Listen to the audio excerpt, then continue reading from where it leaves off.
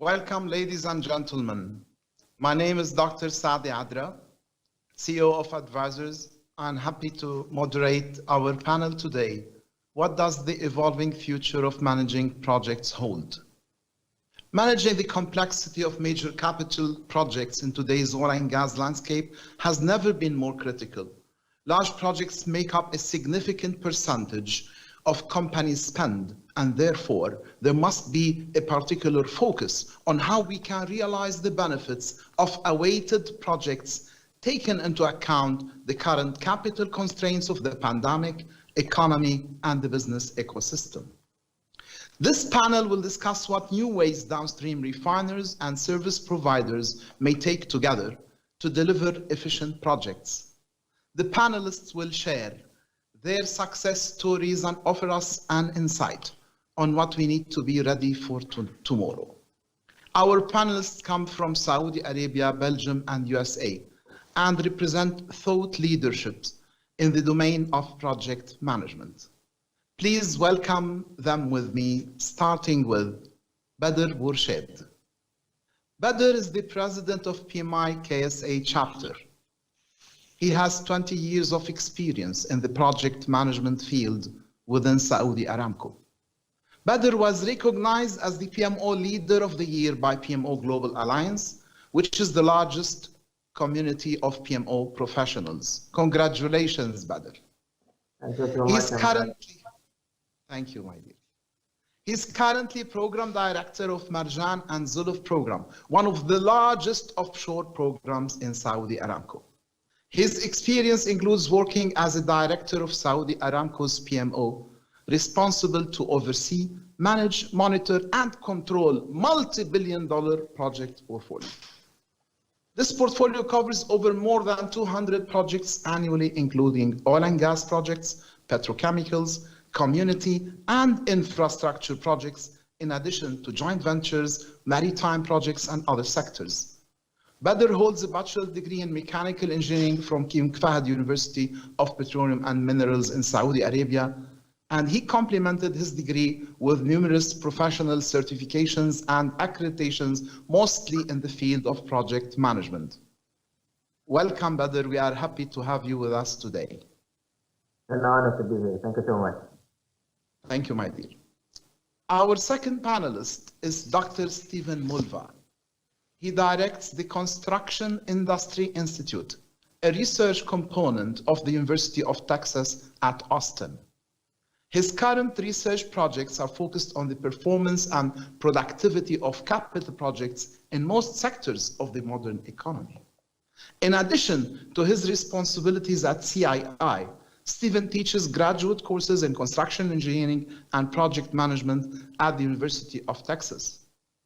Before that, Stephen taught construction management at Texas State University, and he holds an industry position. He held industry positions at Fluor, Bechtel, Phillips Petroleum, and as a project management consultant for EPM. Dr. Stephen holds a PhD in civil engineering, construction, and management from Georgia Tech, and 2 degrees from University of Texas at Austin, a master's in civil engineering and bachelor in architectural engineering. Welcome, Dr. Mulva. Thank you very much. Glad to be here. Thank you. Our third panelist is Dr. James Shu. He's the Chief Technical Officer for Strategic Project Solutions. It's a company that assists organizations to improve the delivery of capital projects through the application of project production management. He also serves on the technical committee for the Project Production Institute, which addresses the root cause of major capital project cost and schedule overruns. Dr. James has over 25 years of experience in research, development, and implementation of solutions for optimizing the delivery of complex and critical capital projects in a variety of industries. He published numerous papers on the subject in various technical journals, which have been presented at global conferences and are regularly cited by other authors. Welcome, Dr. James. Thank you. Very nice to be here. Thank you. And I kept to the last, my friend, Antonio Nieto Rodriguez, the World Project Management Champion. He was the PMI chairman in 2016 and co-founder of the Brightline Strategy Initiative. Currently, Antonio is writing the next Harvard Business Review Project Management Handbook for senior leaders. He is awarded by Thinkers 50 and a member of Marshall Goldsmith 100 Coaches. Antonio founded the Strategy Implementation Institute, replicating PMI and with the goal to allow project managers to become strategy implementation professionals. Welcome, Antonio. Thank you, Sadi, Dr. Sadi. Thank you, my dear. My friend. So, after introducing, let us start. We're gonna start with a poll. An interesting poll. We're gonna have today 3 polls. After each poll, we're gonna address a challenge to our dear panelists, and we will have 3 minutes each discussion. We'll have 3 rounds today, then we'll have some time at the end to answer some of your questions. So, we're talking about okay. I believe that the challenge is set.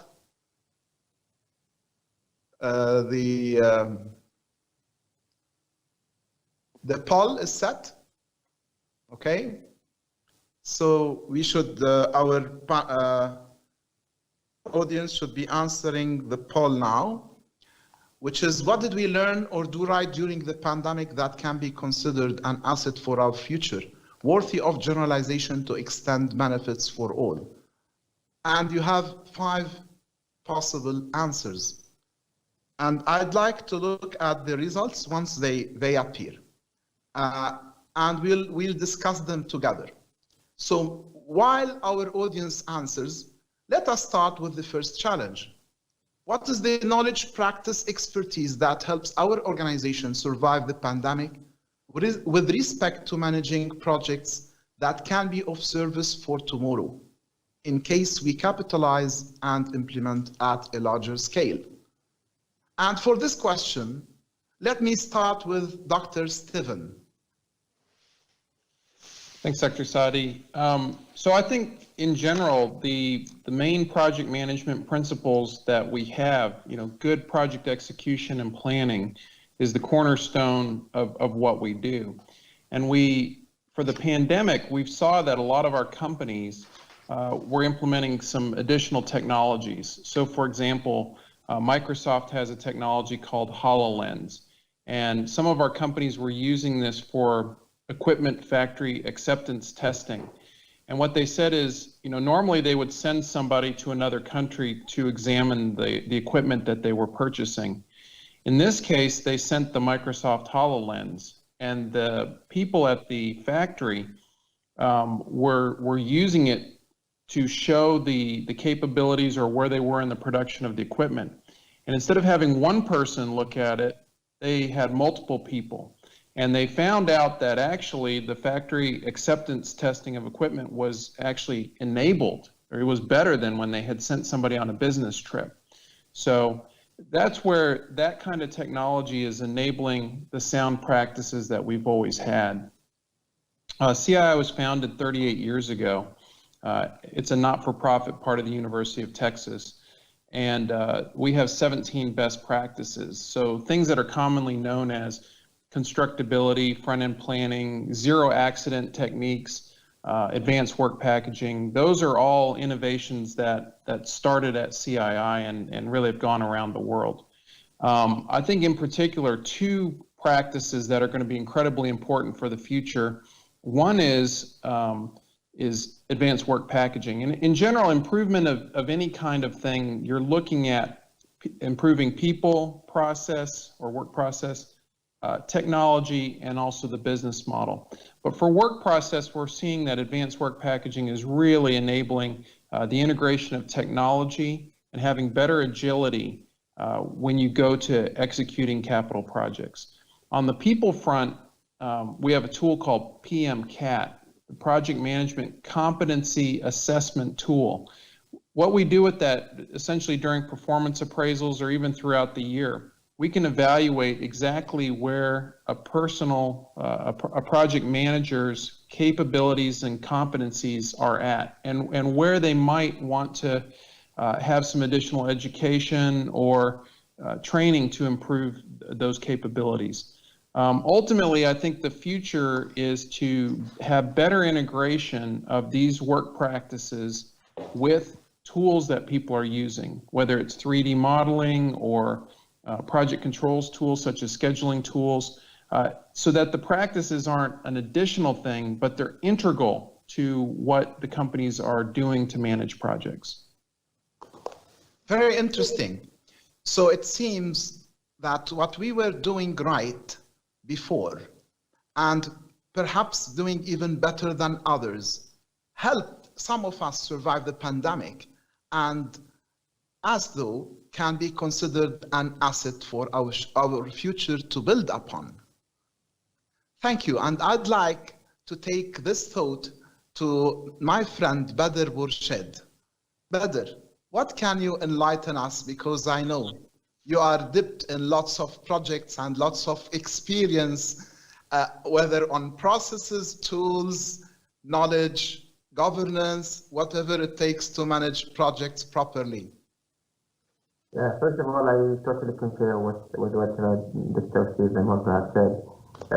And when we face the pandemic, and when it comes to the project management, it really gives emphasis on five domains of knowledge that every project professional should have really mastered. One is risk management. PM professionals regularly assess and mitigate wide range of variety of risks, quantifying the different risks in terms of probability and magnitude. And it is skills many investors and professionals cannot cooperate during this pandemic. Second domain is the effective communication. Projects creating turbulent environments, and hence PM professionals can learn effective personal and professional communications within the team. Third is stakeholder management. PM teaches individuals how to identify and manage stakeholders based on their influence, power, and interest of the project, especially during the crisis of the pandemic with the COVID-19. Fourth is the planning. Planning are nothing. Planning is everything. PM really professionals learn this at an early stage. While the plan gets disturbed, change often, planning always comes for transportation. Last but not least is time management. It's essential skills needed for any professional to succeed in his career or field. Potentially, most important skills in life really. Fortunately for PM professionals, these skills is inherently in their professions and taught in research services without a career for a project manager. Okay, quite interesting. Well, one of the interesting things which you mentioned now about leadership, and yesterday it all was about leadership.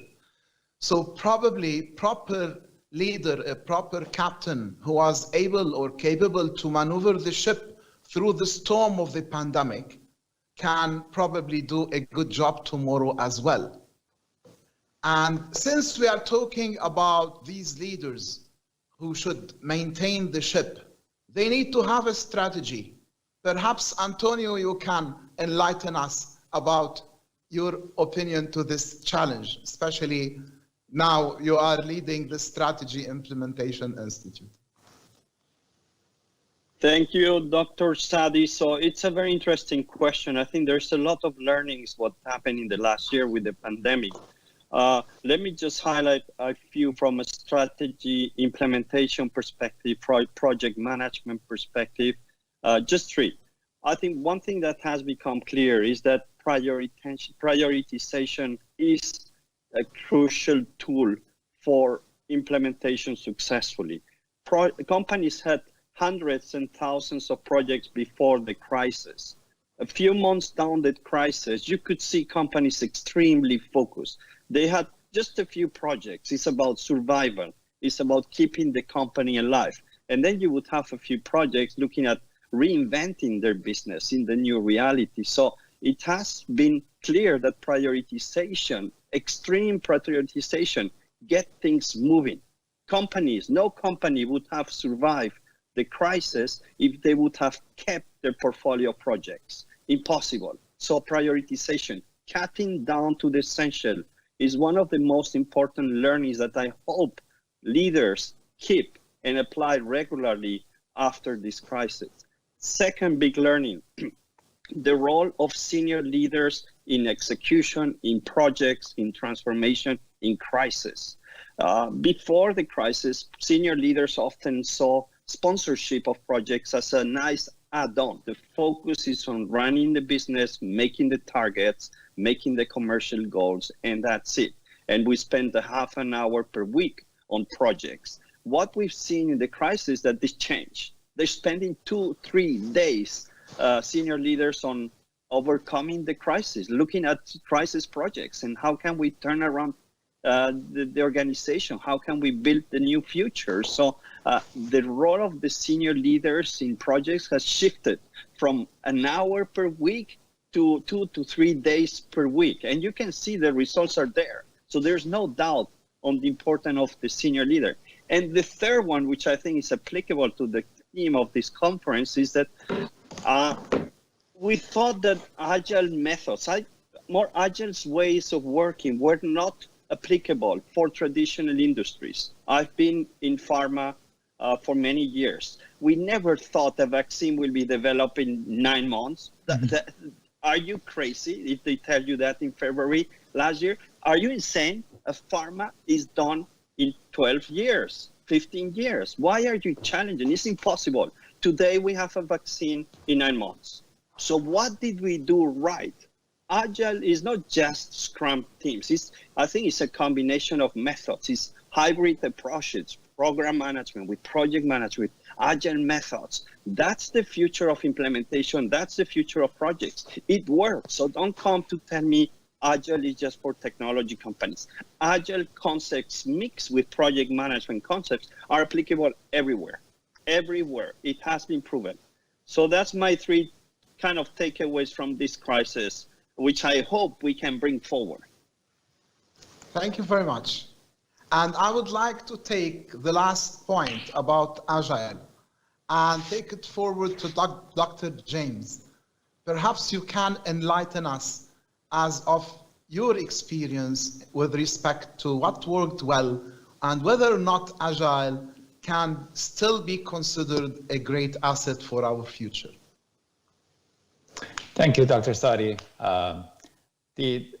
When we are faced with this challenge, I actually had to think very hard and long time to actually come up with what would be the appropriate answer. And definitely Agile is actually part of the equation. So to answer this question, we need to consider 2 things. One is what enables certain organizations and projects to cope with the pandemic better than others, and what the future may hold to determine if it can be of service tomorrow, right? That's the question. One situation that we've seen throughout the pandemic is the discrepancies in the policies employed by each country, region at different times. This has put a tremendous strain, especially on industry projects that have supply network extended throughout the various continents, countries, and regions. Projects in many locations around the world have gone through a complicated process of demobilization, and then now currently going through the remobilization process. Not only is this process occurring on the construction sites, but also in fabrication shops and logistical infrastructures. What this situation has tested is the robustness of our supply network for projects. A common conception regarding inventory of material and equipment is that it can serve as the means to achieve high productivity, but due to the inability to mobilize labor to perform the work, on some projects, material equipment have become a liability to many projects, causing additional cash tied up. The projects that have shorter and more agile and responsive supply networks have fared better than those with longer and rigid supply network driven by predetermined schedules. This is important to note as many experts forecast that the effects of the pandemic will not disappear overnight. In addition, some even predict this will not be the last one. In addition, we also need to consider a few key trends in the industry. One is obviously the digitalization. The other is the industrialization of construction. also known as modularization or factory model. The modularization initiatives that's being discussed are not just the pre-assembly of larger facilities into smaller sub-assemblies that we're familiar with, but also designing and building smaller and standardized production facilities that can be localized and brought online faster. In this model, the overall production capacity can be increased by installation of additional modules in the same location or even other locations closer to the point of extraction. One key element of this initiative is to shift work off-site, whether it is in the same country or another. As industry moves in that direction, the ability to leverage digital technology, such as artificial intelligence, including machine learning, robotic process automation, IoT sensors augmented by robots and drones to further integrate the supply chain to enable more responsive and agile supply chain. That is going to be very critical to the future. I'm very happy. I'm very happy because each one of the four of you provided amazing input with very little intersection, which enhances the value you are offering to our participants today. So thank you, my dear panelists. And I'd like to spend just a minute on the results of the first poll,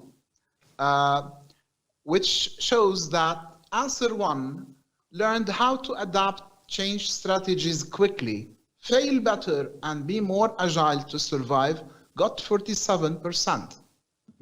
Then the next one, which got 25%, is the adopt digitalization in 5 months rather than 5 years, especially for connectivity, communication, and collaboration.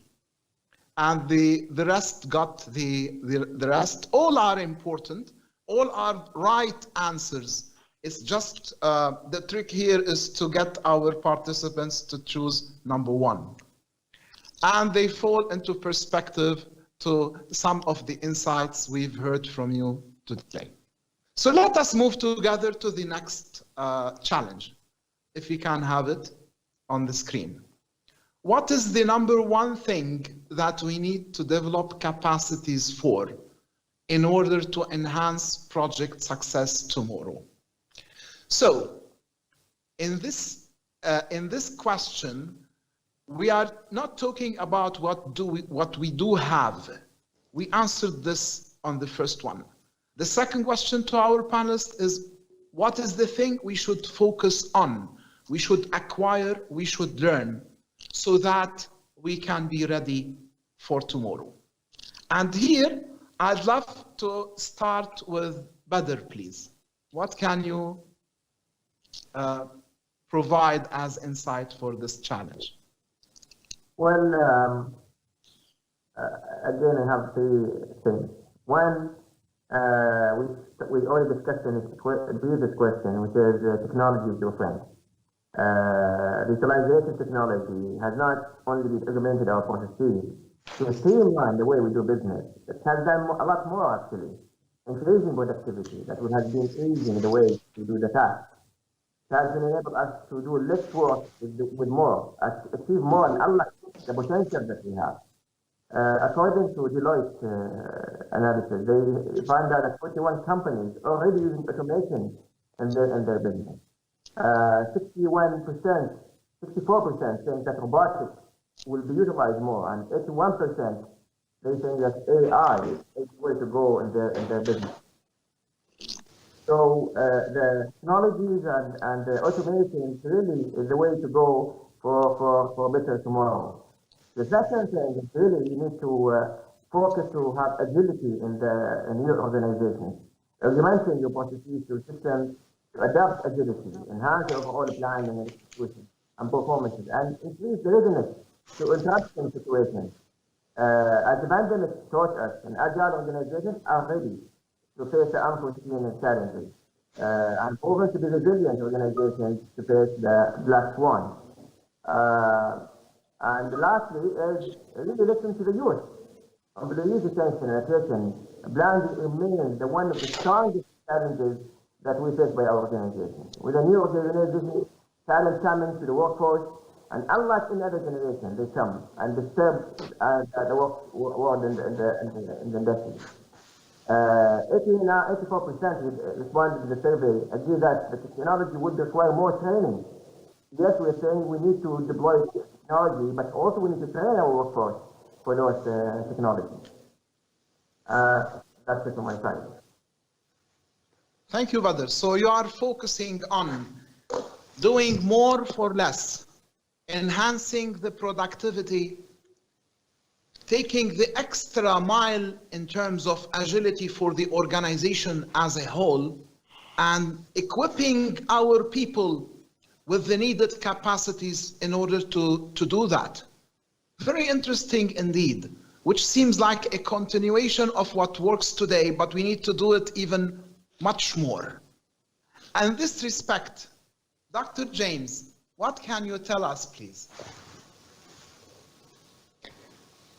Yes,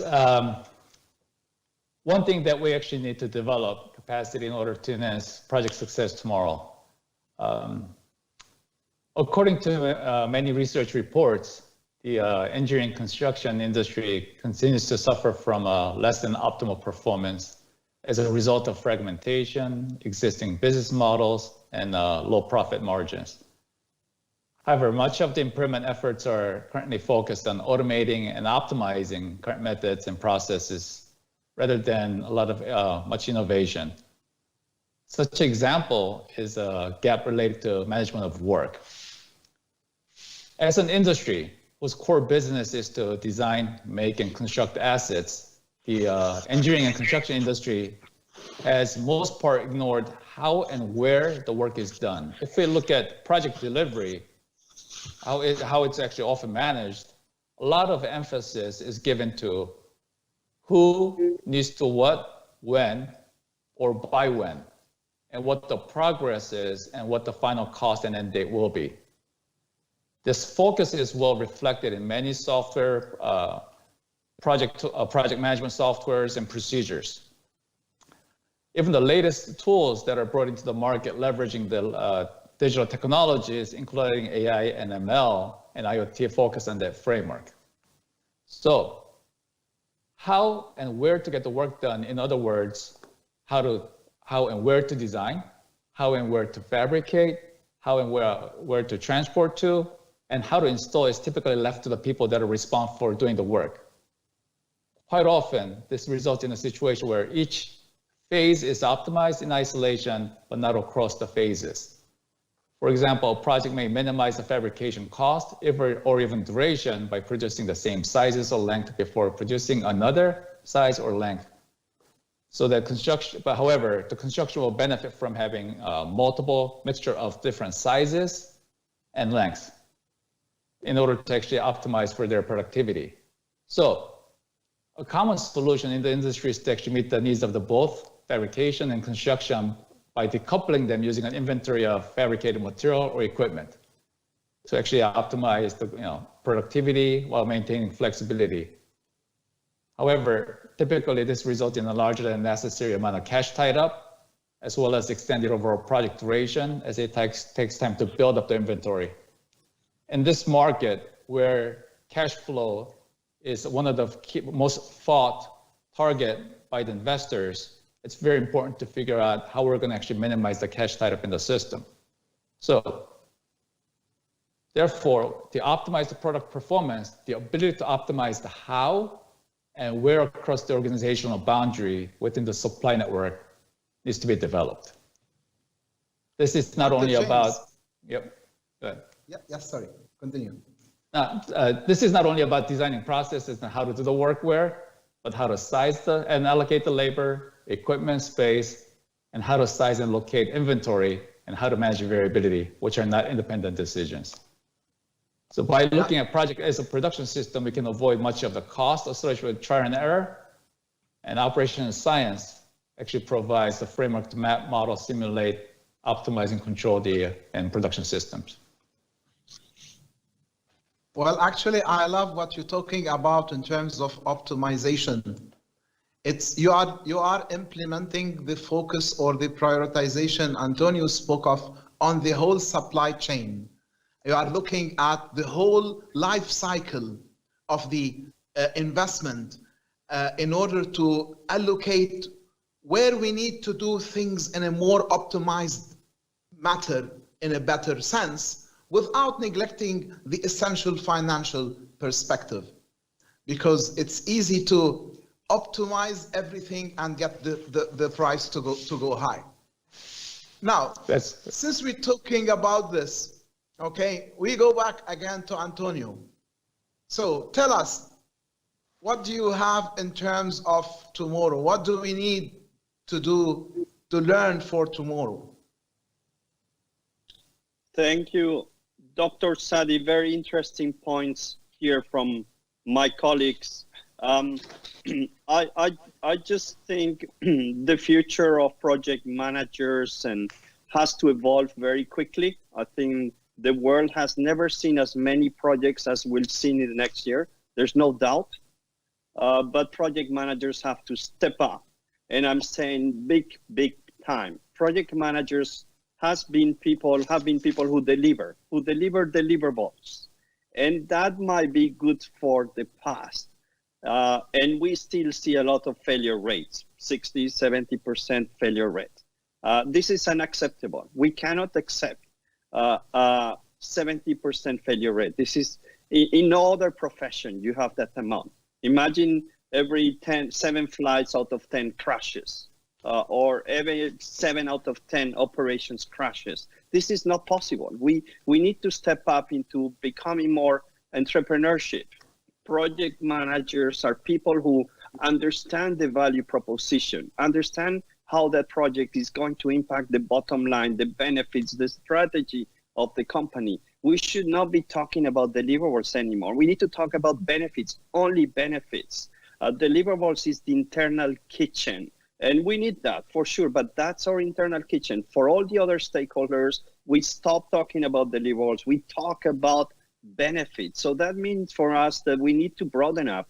I created the Strategy Implementation Institute out of frustration because I couldn't see any other credential or course which will bring a project manager to a strategic level. You can continue evolving into program management, PMO, portfolio manager, or transversally into Agile and Scrum and change. But I want that people become strategic thinkers that challenge projects, that tell project sponsors, listen, if you're not in the project will collapse. Let's stop it. Yeah, I think we need to step up into the entrepreneurship mindset, venture capital. We need to take accountability, not only on the deliverables, but on the benefits.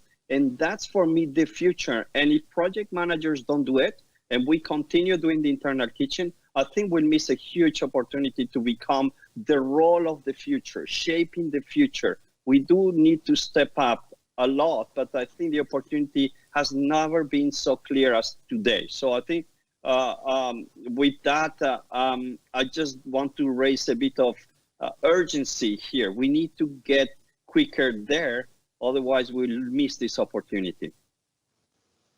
So Antonio, you want project managers to play a higher role, to think of benefits, to think of strategy, to think forward within the whole value chain for whatever investment they are working on. Now, this is beautiful thinking, but I wonder, how can we manage this role, this future role between the contractor and the owner? Perhaps Dr. Stephen can give us your point of view and also comment on this point.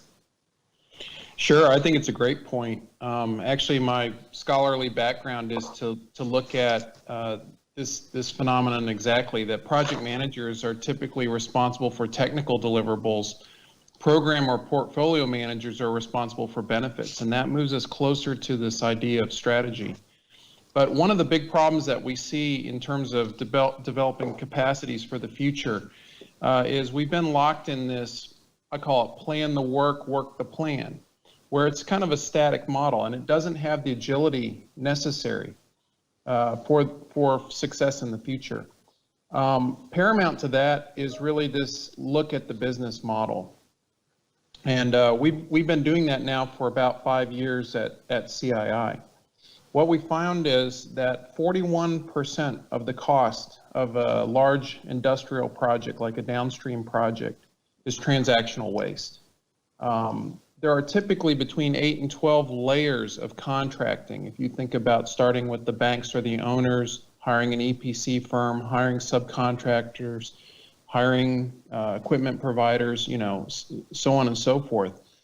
This is not only slow, but it's extremely costly. So we embarked on a journey to really revolutionize the business model, and it has and attack this 41% of the project cost, which is waste. It doesn't end up in the engineering or the equipment or the construction of the final facility. It's duplicate insurance coverages, it's risk protection schemes, and risk is a key part of that. The inability for the industry to really understand what its risk profile is driving a lot of this cost. So we started 4 different research areas to attack this. And the first is to move from a project mentality to more of a portfolio mentality, the way Antonio was describing. And we say it's moving from treating each other like strangers to more like neighbors in a neighborhood, where you're in it for the long term. And you want to help each other so that overall the project and the portfolio of projects can be successful. The second one is we call early supplier engagement. And in the future, a lot of the design is going to be done by suppliers. We're about the last industry to have design centralized. Most other industries, aerospace, automotive, you have suppliers doing design. The third one is we call dynamic risk model. So how do we adequately understand the risk perspectives of everybody? They're unwilling to share them. So we use, which is the fourth area, blockchain. We can enable people to share their risk profiles on a blockchain securely. And you can imagine a scenario where there's 20 wealthy people and they all want to know which is the wealthiest, but they're unwilling to tell each other how much money they have. So they can securely put their net worth on a blockchain. They can find out that, oh, well, I'm the 5th wealthiest person, and that the wealthiest person has so much money, but we don't need to know who they are. And the same is true for risk in a project. So we use these modern technologies to enable this risk sharing and thereby attack this 41% of the cost of a project, which is, again, just transactional waste. It's something that we really haven't looked at. We've been, again, like Antonio said, focused on these technical deliverables, but we need to behave as business people as well and really understand how we're contracting, what things really cost, what the risk perspectives are, and I think we'll get there. And those are the capacities I think we need to build for the future. Guys, it feels like sitting in a design thinking ideation workshop with all of you, all the beautiful contributions and the highly complementary concepts. For authorities, perhaps you are meeting some of you for the first time today. It's beautiful how GDA is bringing us all together. Thank you all. Now, before we get to the, do we have the results of the let me check, of the second poll?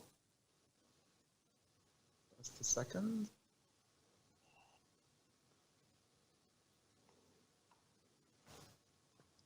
I don't, okay.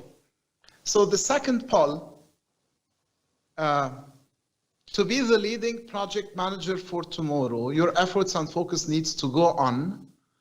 We have, I believe, 52% all of the above.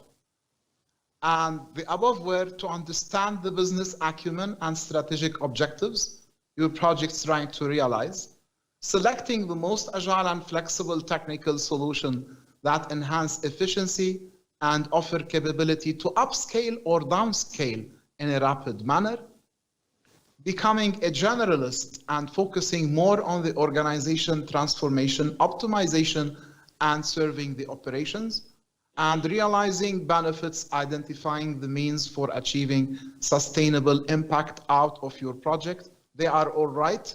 I second that myself. Now, by this, let us go to the third and last challenge, please. What does the evolving future of managing projects hold?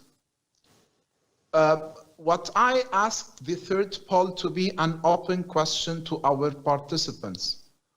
And this open question to them is a small story of a person walking on the beach. And he stumbles over something, and when he gets up, he finds this old and dirty lamp. And what do you do to a dirty lamp? You clean it. And when you clean a dirty lamp, especially if we are in Disneyland, what happens? The genie comes up. But since here we are talking about project management, he says, I'm not just any genie, I'm the PM genie, and I grant only wishes, only PM wishes. And he's also not very generous, so he grants only one wish. So I'm asking our participants about their only one wish. And also I'd like to ask the same question. It's the same.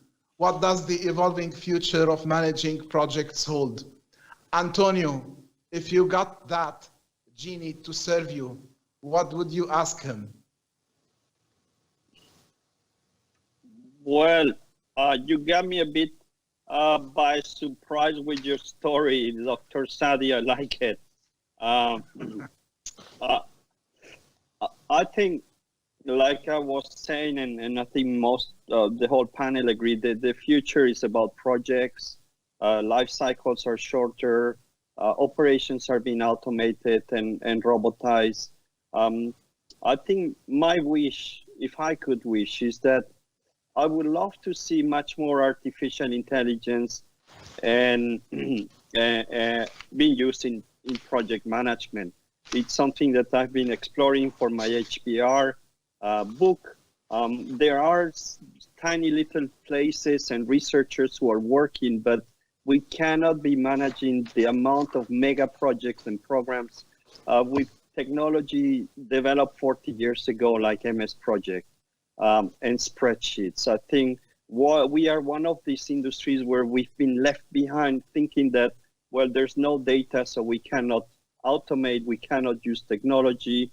I would love that 50-60% of our current work is disappear. It's done by machines. It's done by artificial intelligence.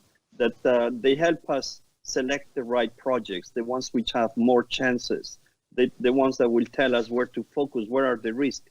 I've seen some software development making you a plan in 5 minutes instead of 5 weeks. So I think we have missed technology in project management. There is, of course, a bit of advanced tools. Primavera plan is worse, but still is very much of the same. And I think if we embrace technology, artificial intelligence, our role will shift completely. We're going to be able to focus on that leadership role in the strategic part, on the benefit part, on the people management part. And I just wish that, I think the predictions is by the end of this decade. I hope that could go much faster, and all the admin work that we do, that's taken away.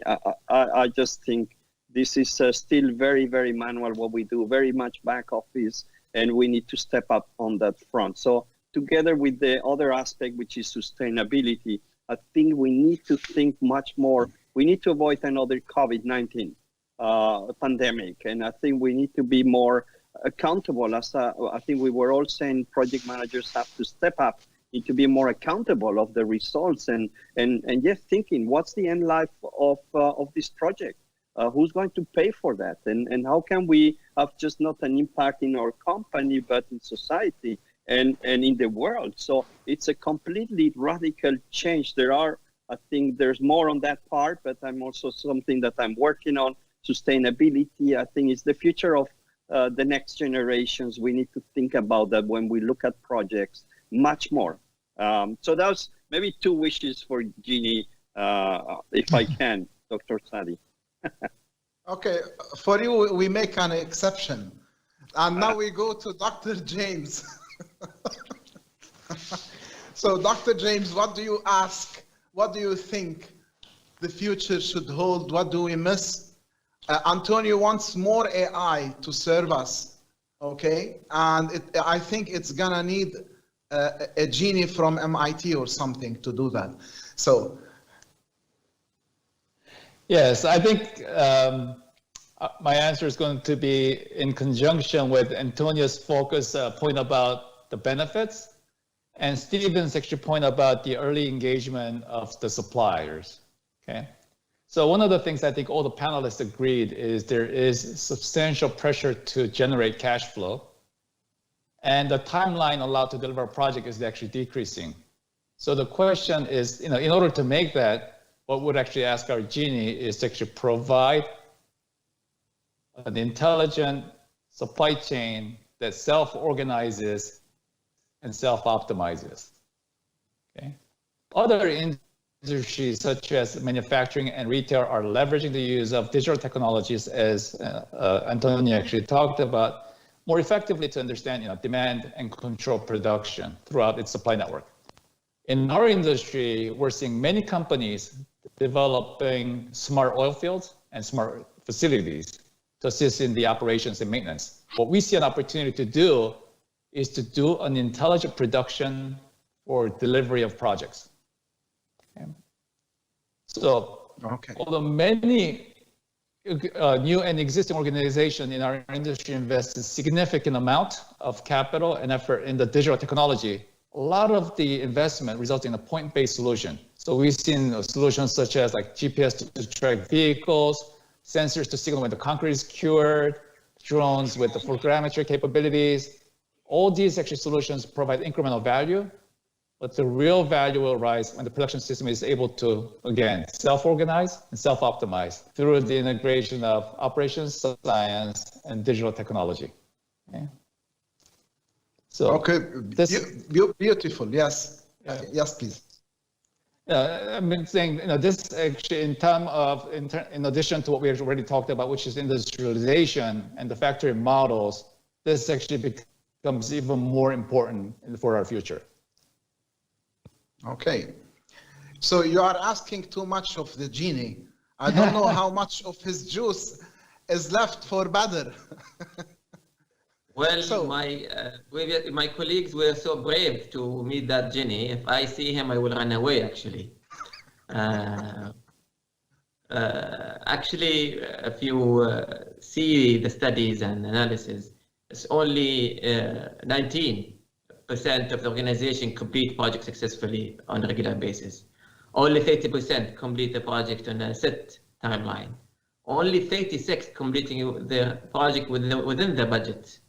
So the challenge is really huge, and we should motivate the project managers to look for improvement in the future. Project management will be the key to the breakthrough of different industries in plateau. Several industries has been seeing different spikes in their productivity since the establishment of digital solutions. Automation, machine learning, smarter project management will enable the organization to achieve greater and more challenging strategies by implementing efficient PM methodologies. Digitization will continue. More and more solutions will be developed and launched every day to enhance PM planning execution. This extends beyond the project itself to cover the education part, communication, smart visualization tools, autonomous decision-making, not to mention the applicable data management system that will allow for future learning curves to spike compared to the decade in the past. Smarter tools and methodologies, we have seen how many different companies have to come to existence just to serve the purpose of establishing the new solutions for augmenting project management, planning, and execution. This transformation is not limited to this. In fact, social media, we see it today, have been playing an important role in bridging the gap and allowing the faster transformation of data between the professionals. So I believe this decade will be the most exciting one to have ever witnessed in our profession. Thank you, Badr. Very interesting indeed. You are focusing on the organization. And this is important because if you are going to succeed in all these points, Each one requires a lot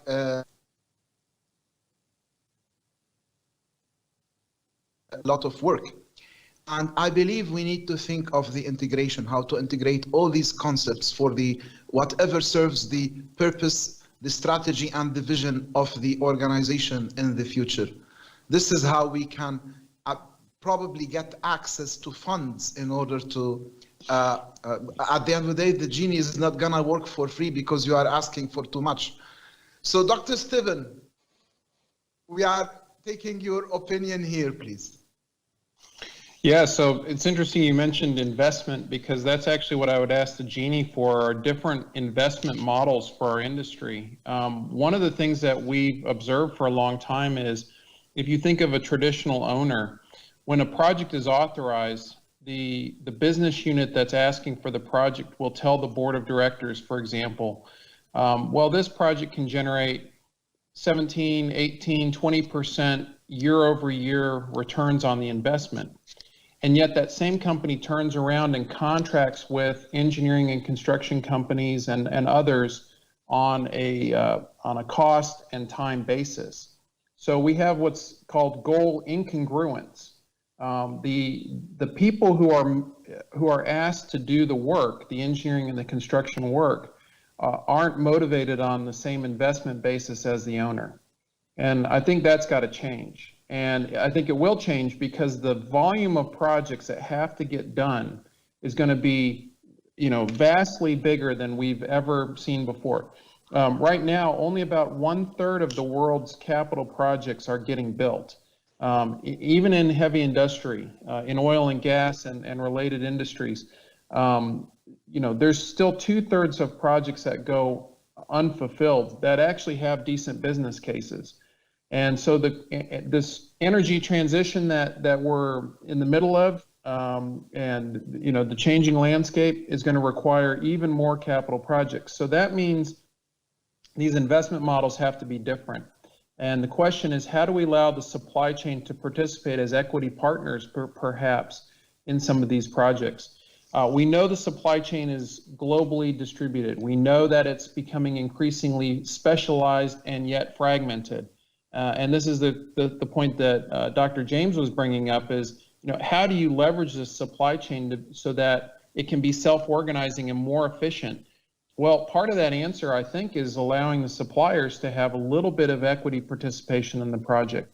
And if you do that, these supplier companies will become much healthier. One of the problems we're concerned with is a lot of the big EPC firms, engineering outfits, they're going bankrupt because the profit margins are so low, and it's a one-time thing. I mean, they come into a project, they get paid for the project, that's it. They're looking for another project all the time. And yet, if they maintained a little bit of equity in the projects that they're designing and building, it would sustain them. It would provide cash flow in lean periods. It would enable them to invest in technology. It would enable them to invest in their employees. And I think this is a huge stumbling block. So the investment, the thing I asked for the genie is, hey, can we have some different investment models for the suppliers, the entire world of suppliers? I think that would make things a lot better for everybody, including the owners. Very interesting point, Dr. Mulva. Perhaps we need to have another look on the public-private partnership framework and model by the World Bank, maybe ask the genie to adjust it to be adapted for the supply chain, while taking all the different stakeholders as actual PPP owners or participants within this model. Now, thank you very much. Really interesting, awesome, amazing contribution. We still have 6 minutes, so let's try to take a couple of questions and answer them. I'm trying to look at the questions. One second.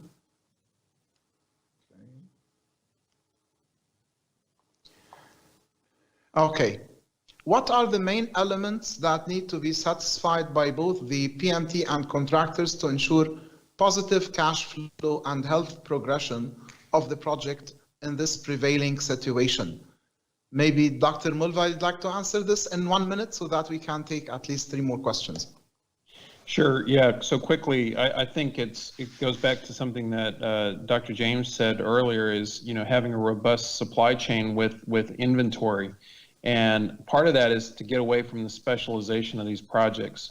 There's a speaker later today on the agenda, my colleague at the University of Texas, Dr. Jim O'Connor, who's going to talk about how do you make not one big factory, but 15 little ones.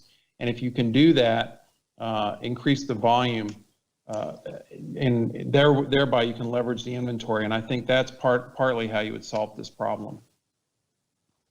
Okay. Then also another question, how about making a shared contingency reserve to optimize transaction cost? Maybe Dr. James, you can provide an input on this, please.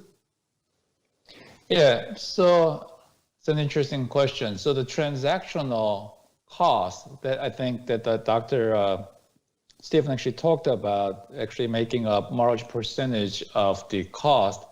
Actually, when you actually talk about the shared contingency, it actually kind of goes back to what is the risk that we're actually trying to protect ourselves actually from, right? And I think by actually understanding what is the actual necessary risks that we actually have to share across all the owners and the contractors and even the vendors of the equipment, and actually put that actually into a shared pool and be carried by someone that can actually carry it. Again, Dr. Okay. Stephen actually also talked about the fact that a lot of the EPCs are going out of business, and they're no longer, the ones that are surviving are no longer accepting lump sum turnkey projects. So therefore, this actually shared contingency is critical. Okay. Now a question for Antonio. Will the traditional project manager approach exist, or project management approach exist in the near future?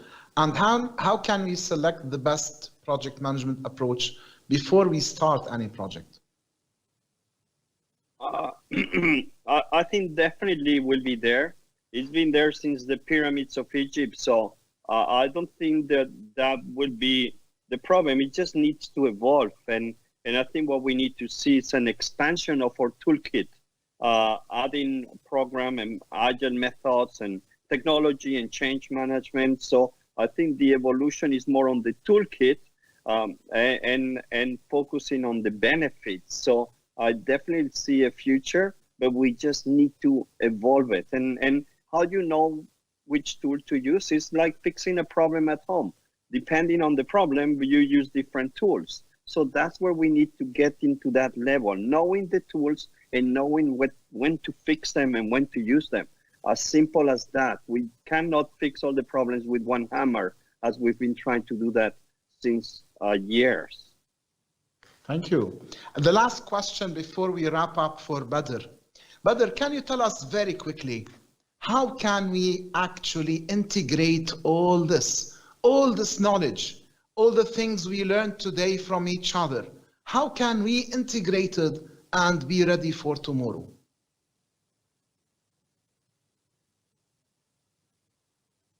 Maybe you are muted. Yeah, sorry.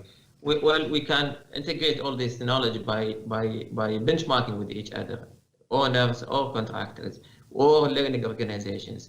We always think we know better. We always think that our business environment is the best. But trust me, if we learn from each other and we share the knowledge among those organizations, we talked about the risk between the owners and the company and the owners, and sharing the knowledge and evaluating the new business models and how to do projects. We used to do LSTKs all the time, right? And that model may not be to go for the future, as we need to share risk between the owners and the contractor to let the contractor survive. So the question is how to retain that knowledge among us, is to have a continuous benchmark, have a continuous platform between all the participants in the project success to share their knowledge and their pain points and how to come over it. Thank you very much. Thank you, everybody. To wrap up together, I'd like, I'm very happy, I'm privileged to have all of you with me today to be moderating this excellent panel. We learned a lot about today, about what works, and we learned about the future. I would like to thank each one of our esteemed speakers. I'd like to thank our participants. Stay tuned, because the day is not over and you still have a lot in GDA pocket within Virtual Summit. Thank you.